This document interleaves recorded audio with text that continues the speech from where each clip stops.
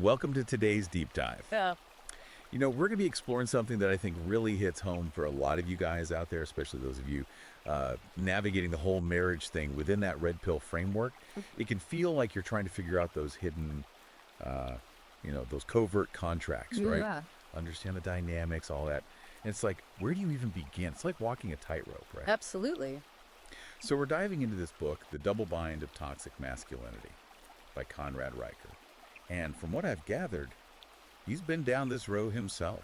Yeah, he doesn't shy away from that personal experience. Yeah. And I think that's what makes his take on this double bind idea so interesting. Right. He doesn't just say the obvious stuff, like, oh, men are told to be strong but also sensitive. Right. We've all heard that. He digs deeper, like way back. He goes into the historical roots, which helps us understand how we even got to this point. It's like, how did we end up here? Exactly. And that historical context is crucial, especially for you guys in the red pill community. Because if you want to deconstruct those covert contracts, understand how those power dynamics shifted and how it affects you today. You got to know where it all began. Oh, right? exactly. So let's unpack this historical context a bit. How does Riker actually explain this whole evolution of masculinity? I mean, we all know the traditional roles, right? Provider, protector, all that. But where did those even come from? And how have they changed over time? So he takes us way back, right? Talking about how masculinity was often tied to, well, basically survival. He uses the example of Sparta, where physical strength, that warrior culture was everything. It wasn't just about being tough. Right. It was about protecting the community, a deep responsibility. So these rules weren't just random. No, not at all. They came from somewhere. They were born out of necessity. It makes sense, right? Yeah, I mean, if your tribe's survival depends on your ability to, defend it, hunt, provide, strength and stoicism, those become pretty valuable traits. Oh, absolutely. But then things shifted, right? Right, so when did this double bind thing, when did that start to emerge? Well, Riker argues that the Industrial Revolution was a big turning point. Suddenly, the focus went to men being providers in a different way. Okay. It wasn't so much about physical strength anymore. It was more about economic power. Okay. Factories replaced fields. Right. And the breadwinner was born. That's when we start seeing those seeds of the double bind being planted. So instead of hunting for food, men were expected to, work in factories? Yes. Punch in, punch out, bring home that paycheck. Yeah. I can see how that shift, going from a world where masculinity was all about those tangible skills, hunting, fighting, building things with your hands, to a world where it's tied to how much money you make. Right. Yeah, that's a whole new set of pressures. Absolutely. And it didn't happen overnight. It was gradual. With each generation, more and more societal expectations piled on. And as those expectations changed, so did the impact on men. Psychologically, I mean. And this is where it gets real, for a lot of guys. We're Right. talking about the red pill community here. Guys actively trying to understand the pressures, the expectations. Yeah. So how does Riker connect all this historical stuff to the mental health challenges that a lot of men face today? He talks about suppressing emotions. Oh, yeah. And we've all heard it, right? Man up, don't be a wimp, boys don't cry. All the time. These messages, they stick with you from childhood. They make a difference, And he points to the suicide rates among men, which are terrifying. And he links it, at least partly, to this inability to express emotions in a healthy way. It's like we're taught to bottle it all up, Yeah. compartmentalize. And it takes a toll. It creates pressure, like a pressure cooker, you know? It can lead to isolation, anger, even despair. And for guys in the red pill community who are already questioning the whole traditional gender role thing, the societal expectations, it's got to resonate even more. Absolutely. They're peeling back those layers, trying to understand why they feel the way they do, why they struggle. Riker gives them a framework. To make sense of it all. Yeah. He Yeah. helps them see how it's all connected to these bigger historical and societal forces. Now, you said earlier that Riker doesn't just state the obvious. Right. He goes deeper. Can you give an example, how he delves into the real-world consequences of this double bind? He tells this story about a guy named John, who's successful in his career, but he struggles to be there emotionally for his partner. Okay. John grew up in a home where men were providers, not nurturers. Expressing emotion, that was seen as weakness. Right. So he has a really hard time connecting with his partner on that deeper level, being vulnerable, offering the emotional support she needs. Man, that's so relatable for so many guys, especially those trying to make their marriages work within, that red pill framework. They see the value in being supportive. But it's a struggle. It's like those ingrained beliefs, from years of conditioning. It makes it feel like a constant uphill battle. So it's not just about knowing the history. Yeah. It's about recognizing how that history plays out in our lives every day. Exactly. And that's what makes Riker's work so powerful, right? Yeah. It connects those dots between the big societal forces and our own personal experiences. And for those of you in the red pill community trying to deconstruct those covert contracts within your marriages, Right? understanding where those contracts come from, how they've been shaped by history and societal norms, that's the first step toward changing them. This is already like mind-blowing stuff. Yeah. But I feel like we've only just started. There's so much more to unpack. Oh, definitely. The role of different institutions, media, how to reclaim authentic masculinity.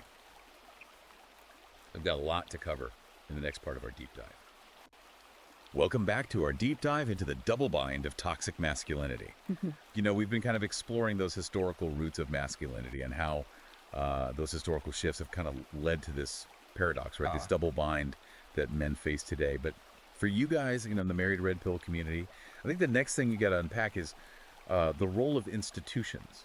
Like, how have institutions like family, education, even religion contributed to all this? Yeah, and Riker's analysis of these institutions, it's especially insightful for you guys navigating marriage, through that red pill lens. Yeah. Because he shines a light on those unspoken rules, those covert contracts that, kind of govern our relationships.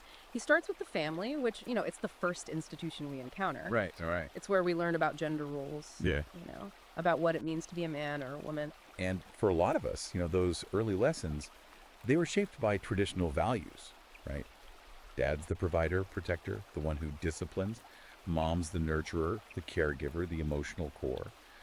These roles, they seem natural, but they're also like deeply ingrained, passed down through generations. Exactly. And while there's nothing inherently wrong with, traditional family structures, Riker argues that they can become a problem when they get too rigid, Okay. too inflexible, when they don't adapt to how life is today. So it's not about, bashing traditional values. No. It's more about recognizing how those values can sometimes create this like pressure, this feeling of being boxed in, Yeah. especially for men trying to balance those traditional expectations with, their own evolving understanding of themselves and their relationships. Right. And that's where that whole red pill idea of covert contracts comes in, those unspoken agreements, those expectations that we often have in our relationships, even if we don't realize it. It's like we're on autopilot, following the script from like who knows how long ago, Yep. without ever asking if it even makes sense anymore. Exactly. And that's why, I think Riker's analysis of institutions is so relevant for the married red pill community. It helps us see how those contracts, those covert contracts, are often shaped by things outside of ourselves, by the institutions that have molded our understanding of gender roles, relationships, and even our own identity. So let's break it down then. How does Riker specifically address education? Like, what's its role in perpetuating this double bind? He points to the dropout rates among boys. Oh, yeah. Which are, pretty high. And he links it, at least in part, to a lack of emotional support in the education system and a lack of positive male role models. Boys are often told to just toughen up, suppress their emotions. Which can lead to feeling isolated, frustrated. Exactly. And that disconnect, that feeling of not being seen, not being understood, it doesn't just stay in the classroom, right? It can impact a man's self-worth, his relationships, even his career. Absolutely. And then there's the workplace itself. Riker argues that the professional world, it often rewards those traditional masculine traits. Oh, right. Like assertiveness, risk-taking. Right. But then it criticizes men for embodying those very same qualities. It's a catch-22. Yeah, be strong, but not too strong. Right. Be ambitious, but don't be ruthless. It's this balancing act. And a lot of men feel like they're constantly on edge trying to figure out the right way to be. And this ties back to those covert contracts, right? It does. The workplace has its own set of unspoken rules, Right. expectations about how men should behave. And for men who are already, questioning those traditional roles, it can feel like a losing battle. Yeah, it's like they're playing a game where the rules keep changing. And they're always getting penalized for not knowing what the latest rules are. Exactly. Now, let's talk about an institution that often gets overlooked in these conversations, which is religion. Oh. Riker delves into how religious teachings can be kind of paradoxical. Like, they demand strength and courage and steadfastness in men, but then they criticize those same qualities. That's interesting. I mean, religion often emphasizes those traditional Yeah. gender roles, right? It does. Man as the head of the household, the spiritual leader, the protector. But at the same time, there's this focus on humility, on compassion, on turning the other cheek. It does seem kind of contradictory. Exactly, and it can create real conflict for men, Yeah. especially those trying to, reconcile their faith with their evolving understanding of masculinity. It's like they're being pulled in two different directions. Yeah. Be strong, but be humble. Be a leader, but be a servant. How do you even balance those messages? It's a tough question, and one that each person has to kind of wrestle with on their own. But Riker's point, I think, is that these conflicting messages are all part of the larger double bind. Yeah. They contribute to the confusion, the feeling that men are being judged no matter what they do. Now, we can't talk about these forces that shape masculinity without addressing the big one, right? Yeah. Media, Yeah. popular culture, movies, music, video games, all that. Social media, It's everywhere. it's constantly bombarding us with messages about what it means to be a man.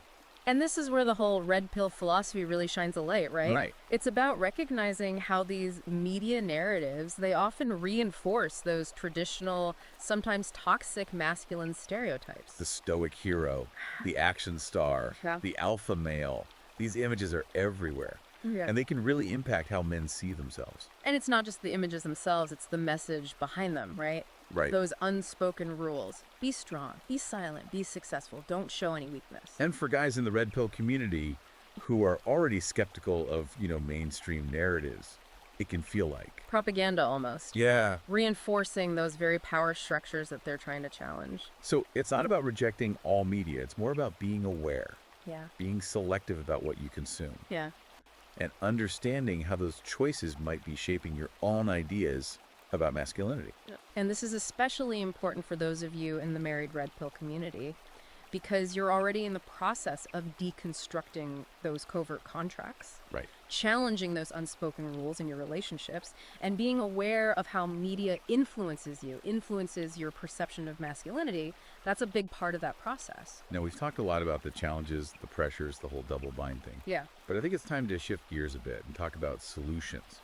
How does Riker, offer a path forward? How do men break free from all this and reclaim, a sense of authentic masculinity? That's where things get really interesting. He argues that reclaiming that authentic masculinity, it's a journey, it's self-discovery. Okay. It's shedding those layers of societal conditioning and getting back in touch with who you really are. And that journey, I imagine, it looks different for every man. Of course, there's no one-size-fits-all solution. But Riker offers some, core principles, things that can guide us. Yeah. He talks about vulnerability, emotional intelligence, evolved leadership. He encourages men to find positive role models, build supportive communities, and challenge those expectations, the societal ones, that don't serve them anymore. This is starting to sound like, like a roadmap for the red pill man. Right. It is, in a way. It's about taking control, understanding the rules of the game, and then choosing to play by your own rules. Exactly. And in the next part of our deep dive, we'll actually get into those specific strategies, those actionable steps that men can take to reclaim that authentic masculinity. Welcome back to the final part of our deep dive, into the double bind of toxic masculinity. We've been unpacking all this from the historical roots to the institutions that kind of keep this thing going.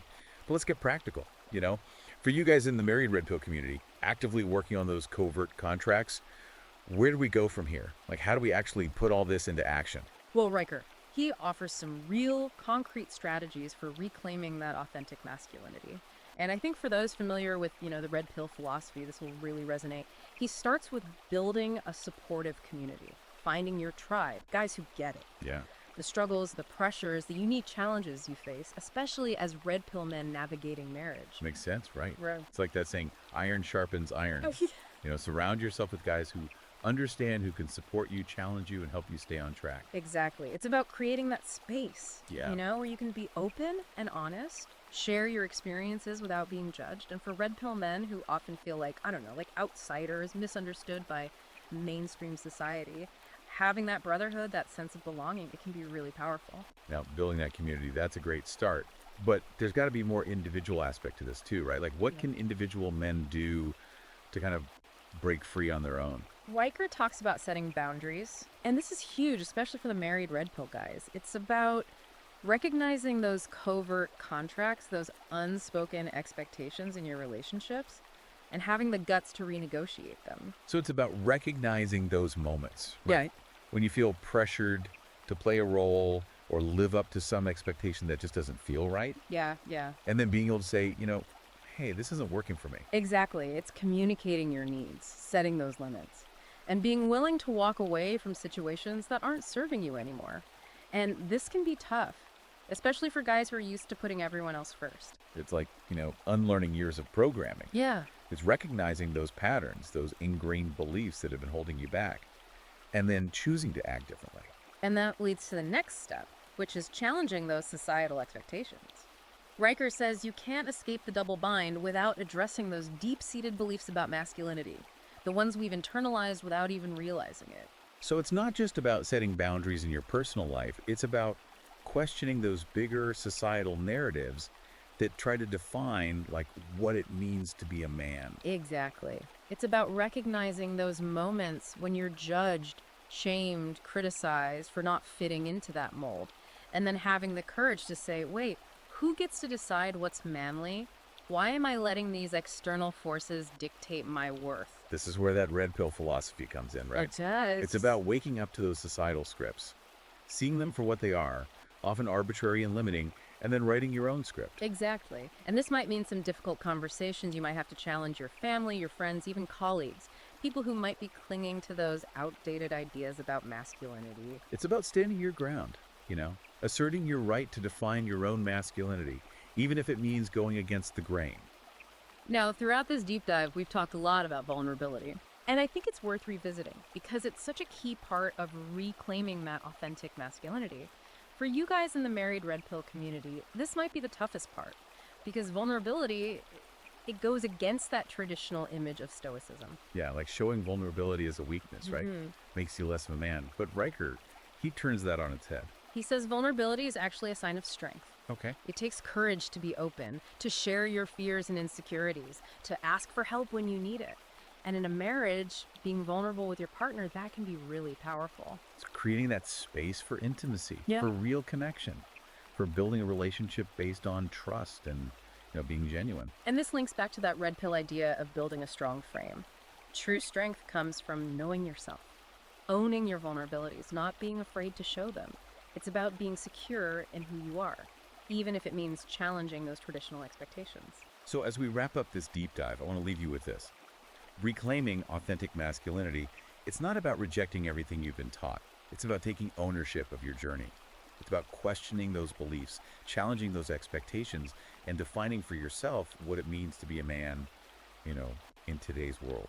It's about embracing both the strength and the vulnerability, the ambition and the compassion, the leadership and the willingness to learn and grow, and knowing that this journey, it's ongoing, a lifelong process of evolution and self-discovery. If this deep dive resonated with you and you're ready to explore these ideas further, I definitely recommend checking out The Double Bind of Toxic Masculinity by Conrad Riker. You can find it on Amazon Kindle and Google Playbooks. It's a powerful book, and it'll challenge you to think differently and empower you to define what it means to be a man on your own terms. Thanks for joining us on this deep dive. Remember, the power to redefine masculinity lies within you. Until next time, keep questioning, keep evolving, and keep diving deep.